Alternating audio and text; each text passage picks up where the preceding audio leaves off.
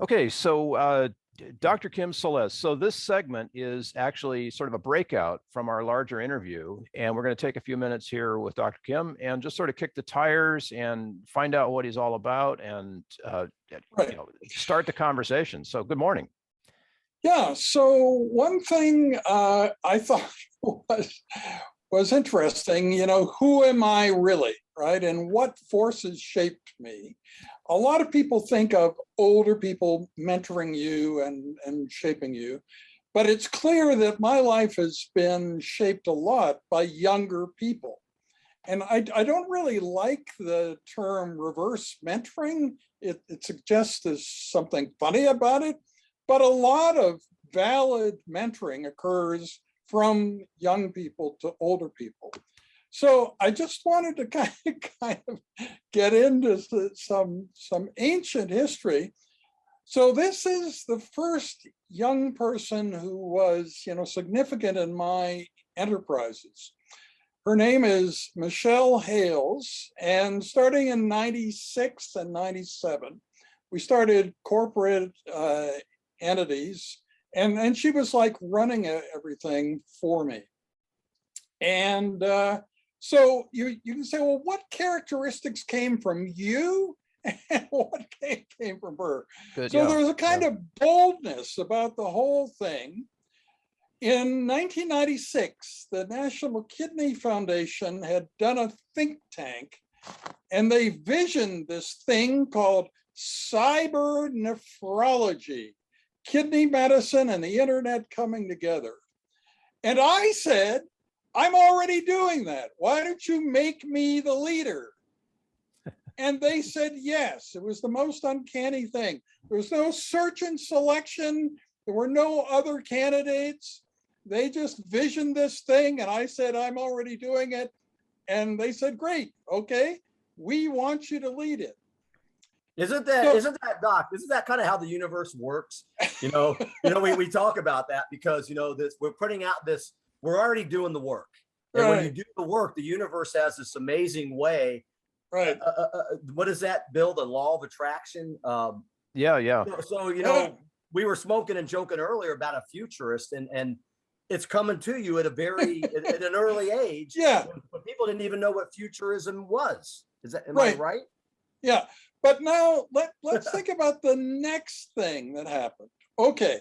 So we're running these things at this kind of unique, worldwide communication via the internet. And we sent the first kidney biopsy images over the internet. There were a lot of firsts, the first websites and in awesome. Many areas of medicine and so on. But think of the term venture mentoring. What does that mean to you? Well, I'll tell you what it means about everywhere in the world is mentoring young people. You don't mentor old people. That's really boring. So in 1998, we came in contact with this university venture mentoring program, and they thought that they should mentor Michelle because, she's the kind of person they're thinking about. She's a young person, she's in business, so they're going to mentor her. And so the consequence of that was quite profound. I was running something, NKF Cyber Nephrology, which was a part of the US National Kidney Foundation. And you may know that they raise funds by going door to door to US homes. And so they were sending $400,000 a year to us, which I think they didn't tell the people they were knocking on the door. So, we're send a whole bunch of this money to Canada. They right. Didn't say that, right. But anyway, so this idea came from this venture mentoring that, Michelle got the idea that we needed more independence. If you went to the National Kidney Foundation website, they had a page for us, cyber nephrology, a page that almost nobody visited. And we thought, well, we're doing such exciting stuff. We need more profile. And so without asking anybody, she got a web designer. We created our own separate website for cyber nephrology that was much more interesting than the page that the National Kidney Foundation had for us. And it wasn't like illegal. If you think about it, there's not a law against that. It's just surprising and kind of not, nobody else in the National Kidney Foundation was, without saying anything, creating their own website for what they were doing, but that, and so everything about it came from her. So the idea, the design, the branding, everything about the look and feel of what we were presenting to the world in the entity of NKF Cybernephrology came from her. It was not my idea. I was very happy to see it happening. I was not opposed to this, but it never would have happened without her influence. And the reason I bring that up is there have been many other similar instances of that. And when we talk with Mallory today, she has influenced me in many very important and profound ways. And I don't want you to think I'm just making it up to be polite, that it's all top down and I really run everything and I'm just pretending. No, indeed. Like if you look at our Instagram channel, it is really interesting for a very broad audience. And every response to any sort of direct messaging is very interesting and sort of relevant. And yeah, I would be incapable of doing that myself. So, well, you know what you just not to interrupt, but you know what you just pointed out? This is a perfect freaking example, Doc, of authentic initiative and teamwork. And what you just made me realize, in a sense, which is true, is that nobody is going to do our ideas that are futuristic, groundbreaking, whatever word we want to use, for us. It's kind of like this huge magnet that came together of, and I keep going back to futurist because I'm fascinated by that term. First one you ever met. Yeah. The first one I ever met, but futurists actually banding together and taking the initiative on their ideas that makes the world a better place. That is what you just told us. Right. What a beautiful example. Now let's go back to Michelle for a moment. This graphic is about mid-course correction. When you're flying a plane and things aren't going quite right and you change the course of the plane, right? Now, this is the only graphic I know of that. A current student working with me, Ishita Mogi, made this graphic. If you try to find yourself a standard graphic of mid-course correction, as far as I can tell, there isn't one. And the importance of this is when Michelle Hales and I had social events, even though this was my idea, she loved to talk about it and to gesture about the plane almost crashing and then the young person saving the day, and it's coming back. That's pretty powerful. That's powerful. Yeah. And so we talked about that a lot. Now, in retrospect, and Mallory and I have talked about this, what were the things that I was doing wrong that Michelle saved me from? Some do not seem wrong today. In 1995, I overpaid the band that we had for the Banff classification meeting that year.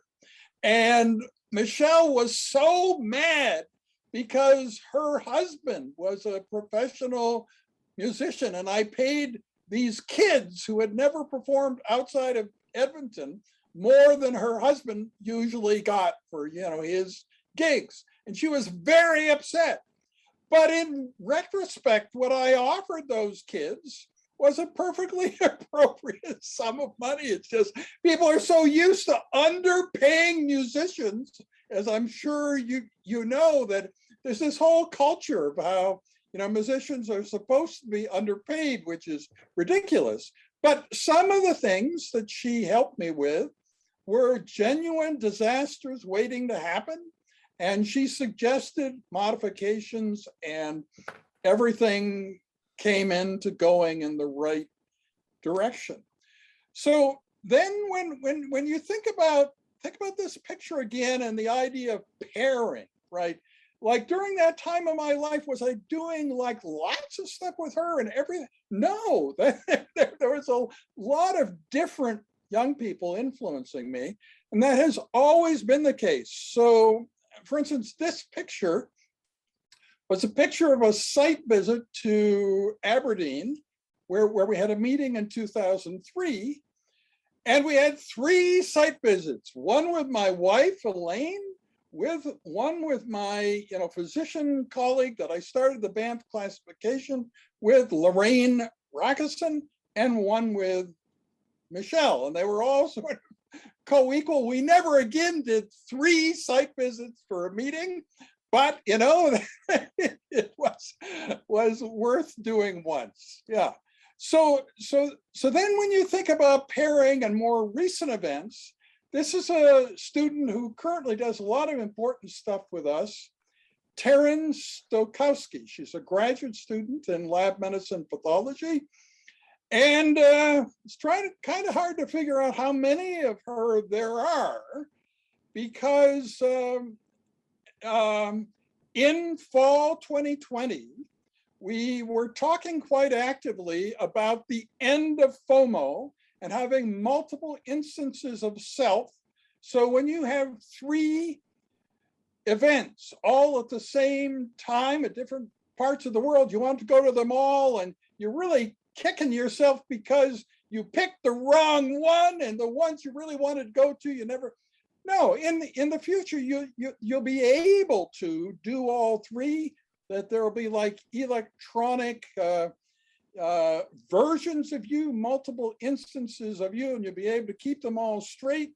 And think of the parties in the evening where they all come together. And those parties are so great because you're all so compatible, because in the end, you're just all you, right?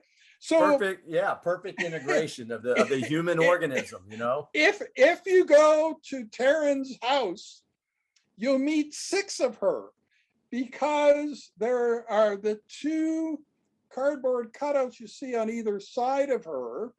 But then a unique thing in the world, I'm sure nobody's done this before, we also made a new cutout of all 3 of the new live Taryn and the 2 old cutouts, all wearing the same outfit.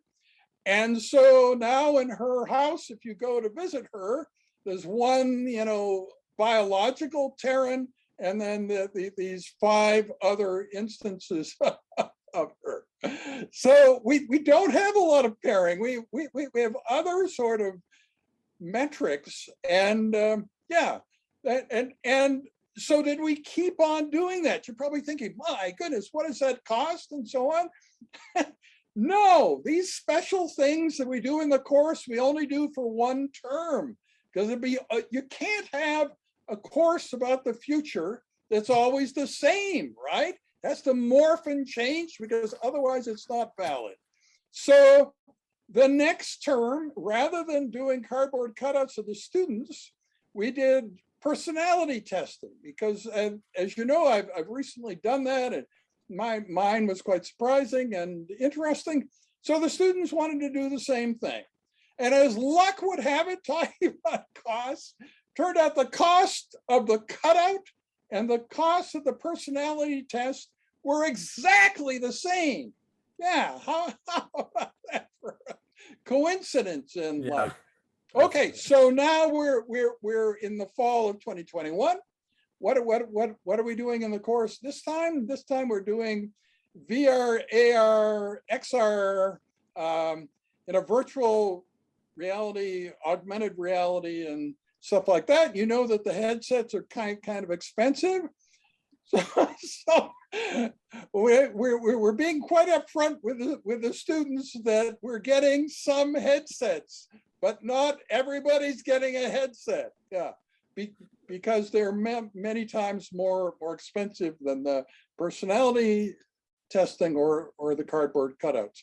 But in many ways, if you think about pairing as a kind of simple way to think about humans working together, we're kind of, experimenting with many other configurations, including thinking about what a world will be like when you never miss out on anything, because you can always go to everything that you want to. Now, that probably seems to you like a far off fantasy, but the X Prize is offering an ANA Avatar X Prize for exactly this, multiple instances of self. It's going to be awarded this year. And in fact, in September in Miami, they're picking the finalists. So you see, the world is moving more quickly toward the future than you ever imagined. Yeah. Here's something that you're making me think about, right? And you mentioned it, the cultural constraints that has humanity by the neck, right? Humanity continues to prod forward, right?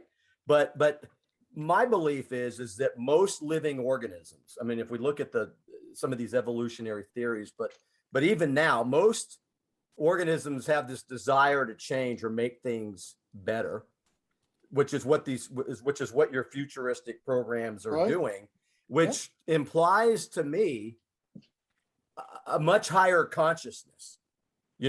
This desire implies this intent to make things better, which demands a higher consciousness. And I think just in the little bit that we've talked and we've listened to that story so far, there's this greater to a lesser extent, this consciousness thing going on, which implies that in all living organisms, I would think that there's something that you're tapping into. And in the digital age, to marriage it with the digital age, this biological desire with the digital tools is anything short, but it's extraordinary. And it's where we go and where you've been going for a while, like that orange goldfish. Right. So if you sort of think about us and the universe, I mean, that's kind of what's showing here. Yeah. And, the forces of nature, how did this tree get to be that shape, right? And what force did that, right? But then how big can you think? Most people have a natural limit. They think going beyond that is just crazy, ridiculous, impractical.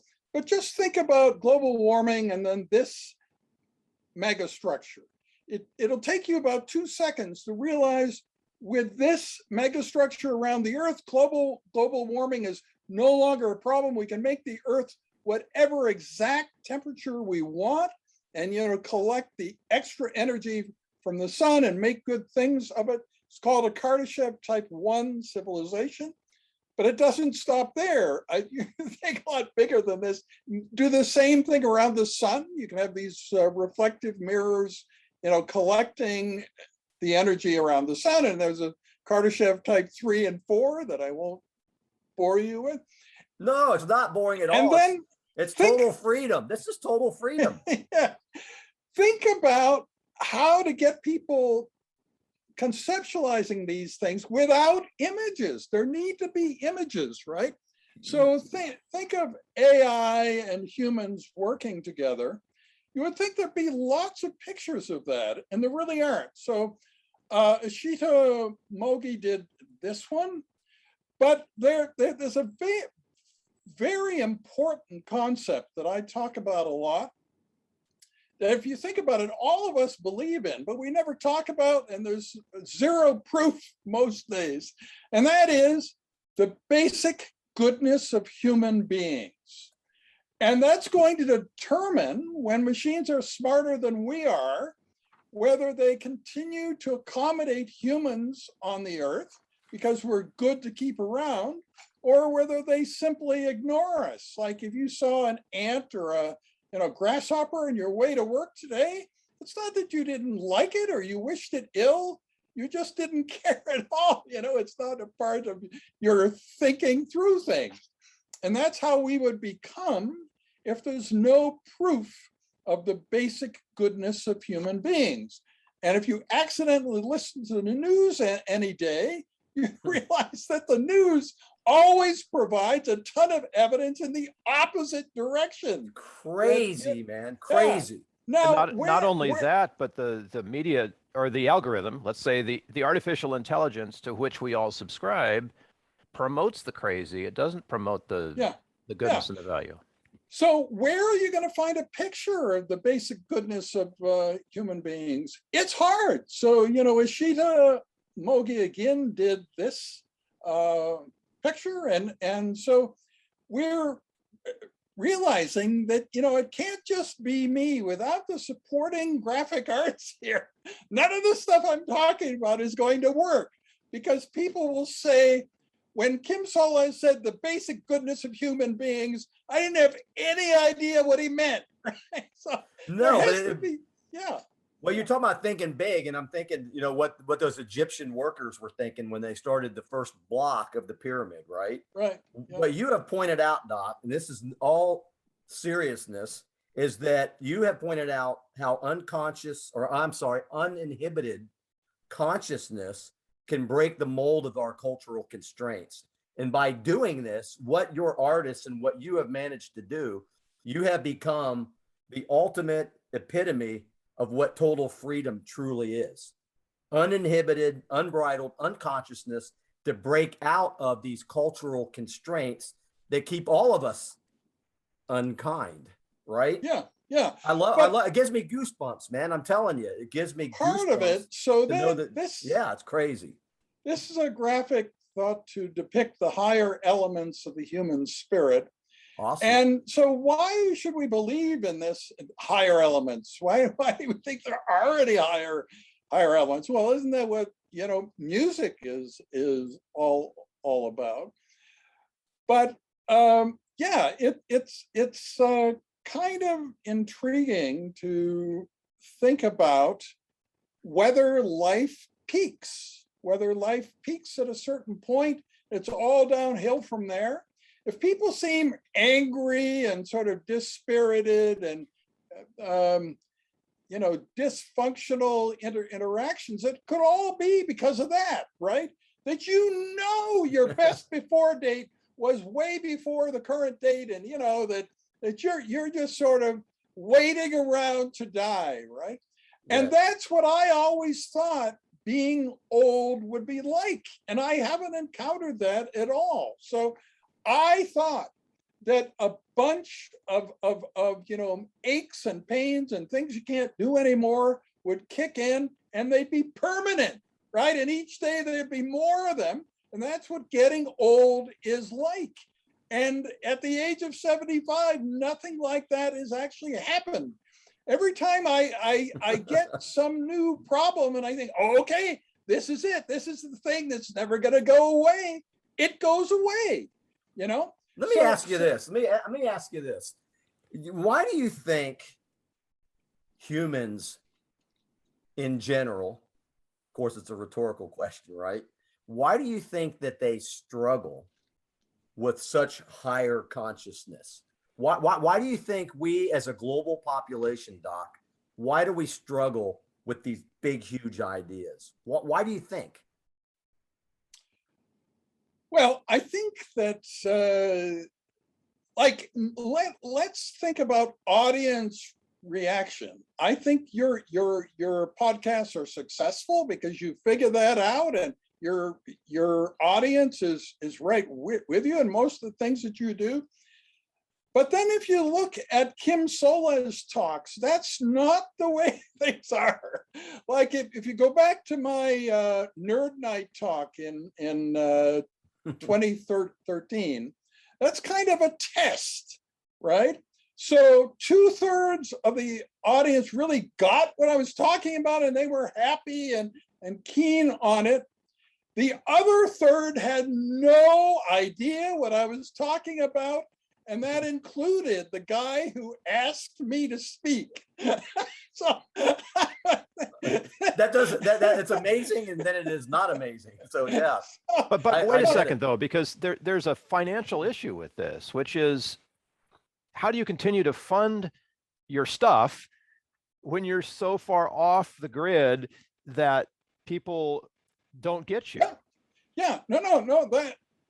That's right. So what I've learned is my aim, maybe other people's aim, should be to give a talk that the whole audience understands, but that's never the case with me. Not going to happen. So people get a different experience. And the 1/3 who just don't get what I'm talking about are not happy, but the 2/3 feel that they've gotten something really special. They can't really define it, but there's something sort of otherworldly about it, right? And it's sort of because they're starting to think of that larger world, how big you can think, the like really big concepts that they've never thought about before, like, for instance, not using money anymore, right? Like money is a fiction. Really, it's a very useful fiction. But it is a fiction. And like I've been to Oroville, which is a special community in India where they don't use money. Very interesting place. And Michelle was there too, so she can tell her own story about what it was like. I think you're tapping into people's intuition. I think that we've become so disconnected, for various reasons. I'm sure we could debate it till the cows come home, but people are disconnected from their intuition. And the little bit that you have spoken with us today, you've tapped into something intuitive. Humans are intuitive creatures. And when it gets deadened out, I think there's a search for that. I'm just saying, John, I don't know. Doc, I'm going to interrupt you for a second because I think it's imagination. Issue. Tell us whether it's intuition or imagination or some combination, because I think. Well, what I was going to say is the following. So me as a sort of commodity, and your decision to have me on the show and so on, is the whole thing a bad idea? Because I'm so different from most people that they just can't relate. That's the perfect person, Doc. You're the perfect. No. But what I think is, in terms of my basic personality, the sky high openness and no neuroticism at all, I probably am quite different from everybody listening. But I think in my basic instincts, which is another important part of life, the things I don't even think about, that I make immediate decisions about things, those are probably similar to what other people would make. And let's take the most important one. Okay, so 30 years ago in 1991, when I started the Banff classification, why did I give it that name, Banff? Why didn't I call it the Kim Solez classification? Most people name things they create after themselves, right? And I didn't even think about it. It just seemed to me this was supposed to be for the whole world. The nice thing about Banff is it's a beautiful place and too small to ever have a medical school, right? So there can never be a medical center there that's big and influential. So if you give that name to the classification, everybody can embrace it. They can all equally own it. And that just seemed like the obvious thing to do. I did not ponder it. I did not discuss it with others. I just did that. It was completely instinctual. And I think it's what most people would probably do. It seems to me it's a fairly mainstream logical decision that I made there. And there are many other points in my life where I decided things instinctually like that. And I think that the decisions I made were probably similar to what most of your listeners would do in the same circumstance. So that's what actually makes me a credible person to have on your show. That my basic personality is quite unusual, but my, instincts are similar to those of the people listening. And you put those two together and you have something that works. So that's something that's palatable, and that's, even the name of this show, The Authentic Human Outliers, people that go outside the cultural, construction or constraints, is exactly what we want to do. We want to network with other outliers and let them tell their stories, because those are the stories, your stories and the things that you're working on, more than just graphics. This futuristic pathology is something that everybody, well, maybe not everybody, but most people need to know. By knowing that you exist and the team around you exists, makes me realize that there are some pretty phenomenal human beings, despite what we read in the media, out there that are working on things. I may never meet them. But the band classification has somewhat had to have helped me in some way. Yeah, yes. So I think that brings us then to timeless content. And if you think about it, the things that you learned about in school that you still remember well, they sort of fall in that category. And maybe there are things people have been teaching in school for hundreds of years, and classics and stuff like that. Most companies spend zero time on timeless content. Why? Because they feel they're in a competitive field. They have to morph and change their brand every year to stay competitive with everybody else. So they can't have anything that's 10 to 15 years old and that people are still watching. That would be a killer, They have to keep having new stuff. But you'll find we do have content like that. We have content, we have videos from 10 to 15 years ago that contain nothing wrong and a lot that's right and very interesting. And it still is true today as it was 10 to 15 years ago. And there are more people watching it now than were watching it when the video was first created. And if you think about it, the world needs that, right? I got a comment to that, because this is again out of the box, putting the thinking cap on here. But when you're kind of ahead of the curve, which I think futuristic vision is, with the pictures that you showed of the things that could protect the planet, it may seem totally crazy at the time. The definition of timeless concept is exactly what you've just demonstrated, that it makes more sense now than maybe it did when it first came out. But by staying ahead of the curve, that's an intriguing picture. I mean, any human being would want to go, holy cow, what is that? And it may have been a joke a year ago, 2 years ago, 10 years ago, but now it's not a joke anymore. That's timeless concept.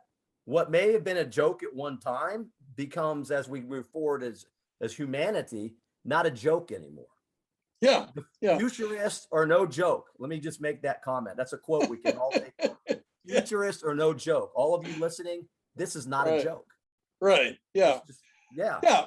But I think that people don't really know what they're missing. And in modern life, I mean, the idea that every country has become Nigeria. When I went there, I went there at a pivotal time in my career when I was accused of just staying in my chairman's office here at the University of Alberta and never putting myself at risk and putting a lot of other people at risk. So then there was a mass poisoning in Nigeria, and I went there. People, oh no, you can't go there. It's dangerous. So, but now what we've done is to make the world so every country is like that. There's no country that's not dangerous in some sense. Maybe the dangers are different, but now you can say that about any country. You can't go there, it's dangerous. Pretty much. It's true about the country that you're in, right? You can't stay there, it's dangerous. Even about cities. Now you can't even go to cities and you don't know what's going to happen. Yeah, what's that bumper sticker we have in LA? Keep honking, I'm reloading. Right. Which is a terrible message, but but it's Yeah. true. There might be It some was element of accurate. truth Drive-by there. Yeah, shootings, you know. there's an element Yeah. of truth. Yeah.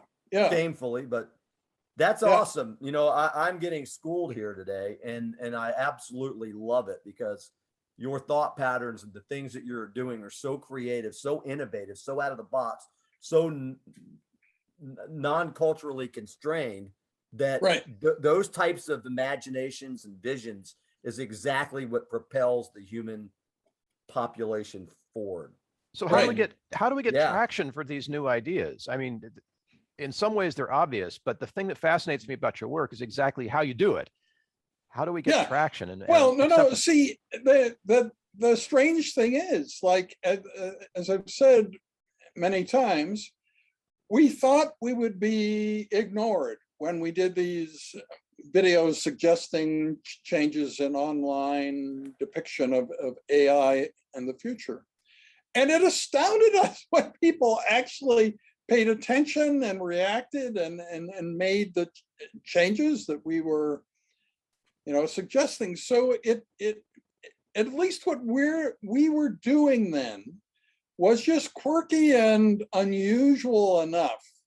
Whatever it was, the way we were doing it got the attention of the people who were necessary to make the change. It isn't necessary. There would be thousands of people viewing it. It's just, you're trying to reach the 1 or 2 or 3 people that you're targeting, right?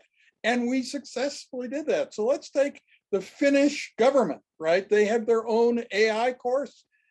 Finland is a small, nimble country. They're very proud of that, and they want to be the best country at artificial intelligence. So they created their own AI course, and it's available to anyone. So I took it, and I noticed something, which, if the government creates something, it's kind of a predictable element. So they have this one page that says, listen, I know you're concerned and lying awake at night, worrying about AI taking your job and, replacing you and so. Don't worry about a thing. We have your back, because self-improving AI, every time it needs to improve to the next step, will have to ask us. We'll have a committee of citizens just like you to decide whether or not it can improve, and everything will be fine. There's not a computer scientist anywhere in the world who believes that's how self-improving AI works. It's just, that's not a thing. You don't need human permission for self-improving AI. So we did a video complaining about this, and within 3 days, that page had been removed entirely from the government of Finland Wow. AI course. And Yuval Noah Harari, there are many intersections that I've had with him. One of the simplest ways, when you think about how the two of you describe to people who you are, what he said in almost every video is, I'm just a historian. I'm tasked with pointing out the dangers. I don't need to provide solutions. And he said that every time. And I said, wow, this is the wrong preamble, man. Everything after that is so good, and you always do suggest solutions, but saying this at the beginning really pisses people off. Wow. And so he stopped doing that.